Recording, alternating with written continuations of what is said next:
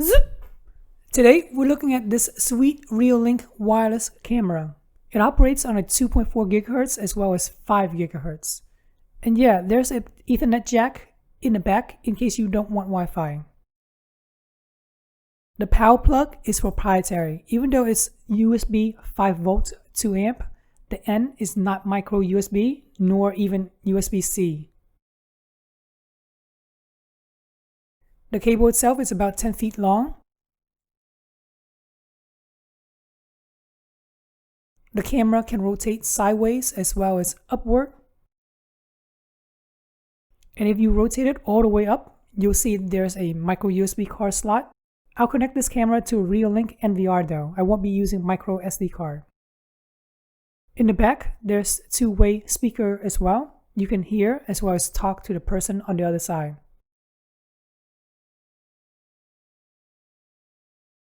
Here's a comparison with an older model from Amcrest.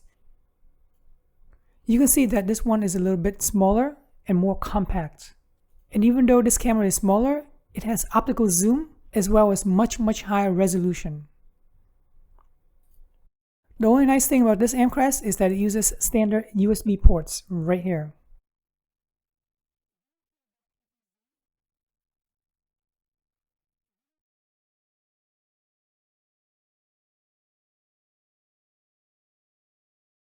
If you don't care about pan, tilt, or even zoom, then you should definitely get the one from Tapo. It is much smaller, as you can see right here. All of this is just wiring that I haven't trimmed off yet, but the body itself is super small.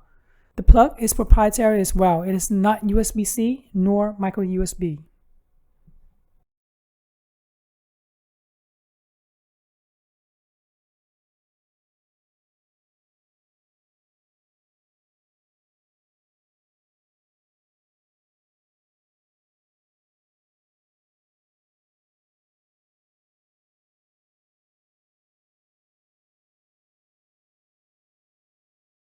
To get the camera up and running, go ahead and install the REOLINK app. Once installed, open it up, click on the plus icon on the upper right hand corner. Now scan the key or code that's on the bottom of the camera. Click on configure. We're going to use Wi-Fi. Click on next. Check the box and then click on next. Allow while using the app. Turn on GPS if you haven't already. And now enter in your Wi-Fi credentials. Click on Scan Now. With the QR code displayed on your phone, hold the phone about 8 inches away for the REOLINK camera to see the QR code. When you hear the beep from the camera, click on Next. Check the box. Click on Next. Now create a username and password. Click on Next when you're ready. Name it whatever you want and then click on Next. Click on Finish.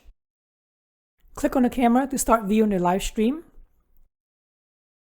All of the buttons here are pretty much standard. If you click on the speaker icon right here, you can hear what's on the other side. You can certainly talk to the other side, but for now I haven't allowed the app to use my microphone yet. That's why I can't talk to the other side. Now on the bottom we see PTZ. Here you can control the pan, tilt, as well as zoom. You can move the camera left or right, up and down. Very nice.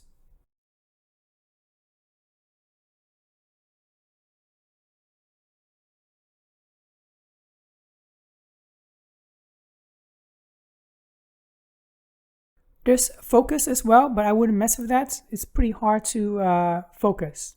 I would say give it autofocus because it's more than good enough.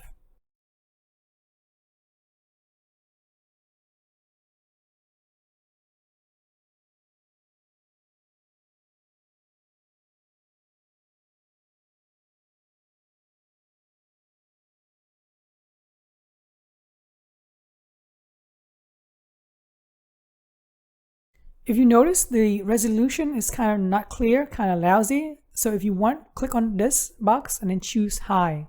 Now the quality is much better. Change the orientation and have it in full screen mode.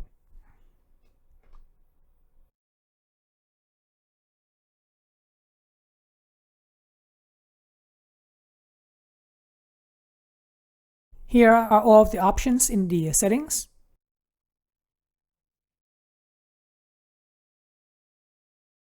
You can turn the status LED on and off. By default, it appears as blue. Let's turn it off right now. That way, when you're standing in front of it, you have no idea whether it's on or off. I like that. By the way, if you want this camera to work with other third-party programs and applications, go into the settings, click on the camera again, go down to network information, go to advanced, and here you can enable RTSP as well as ONVIF. The RTSP address follows REOLINK standard with the admin:password @IP address / preview _01 main. Let's try right now, shall we? Go ahead and open VLC up. Click on media and then go down to open network stream. Click on play. With main, you get a resolution of 2560 by 1920. With substream, it's much smaller at 640 by 480. Even though this is small, it's more than good enough for AI detection programs like Frigate, for instance. Here's a video that I did showing how Frigate works and how you can set up with Home Assistant. Alright, since I have a REOLINK NVR, let's set this camera up to work with the NVR for 24/7 recordings. Go ahead and open up the menu and go into Settings. Go down to Channel. Click on Modify. Enter in your credentials that you set up earlier, and then click on OK. I don't know why it says connection fail, but give it like a minute or two and it'll work. There we go, it's working now. Once it's in the NVR, you can take full control of it as well. You can change the colors. Once you click on PTZ, the menu opens up and you can control left or right, up and down, as well as zoom. I hope that this video helps you on how to set up a camera, using it, and setting up with your NVR. I really appreciate you guys subscribing to my channel, liking this video, and thanks for watching.